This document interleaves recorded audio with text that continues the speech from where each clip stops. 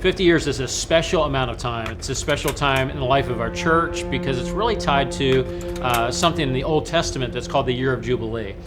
It was a celebration and just a momentous occasion. As we come to the end of our decade of destiny, we come to the 50th year. And I believe it's a very special time to remember what God has done, but also it's a big moment spiritually for what God is about to do. While we don't live in the past, we honor the past because we know we wouldn't be where we are today without the sacrifice and the faithfulness of those who came before us.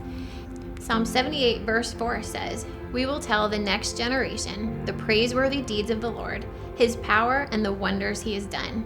We'll follow the example of those who were in the past and set the stage for the next generation to come. I was a little Amish kid, and I was hearing about this church as my brother got saved here. We showed up here late as usual. We were late everywhere we went. And I hated that service. The worship was loud and aggressive, and I saw people dancing, and I heard a guy speaking in tongues, and I couldn't wait to get out of that service. But when I left that service, two guys chased me down and just said, "Tell me about yourself." And they loved me. By the time Ed Lapp got halfway through his spiel, I said, "By the way, what time is church this evening?" I couldn't wait to come back that night. And I came back faithfully for years. Every time the doors were open, I was here. We wanted children to know about Jesus. And I realized that we needed to do church differently. And soon we were getting buses. And we couldn't buy the buses fast enough. We ended up with 8 buses that were going into different areas, and they would come in with 60, 70 children on.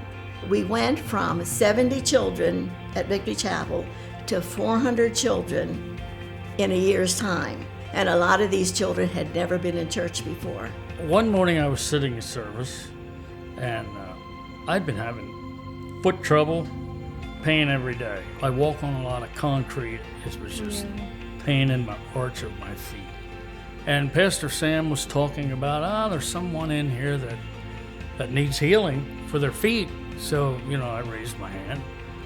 And a couple days later, they were healed.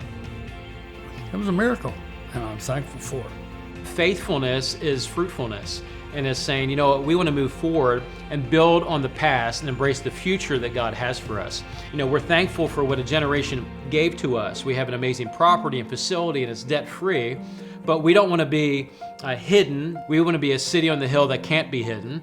Our desire is to strategically be in the center of communities all around us, that people know that there's a house of hope, there's a house of healing, there's a place where if I need my life to be changed, I can go there. Anybody you brought here had an opportunity to hear about Jesus and respond to the gospel. This church has always been about people who don't know Jesus yet, and I love that. It's my favorite thing about this place.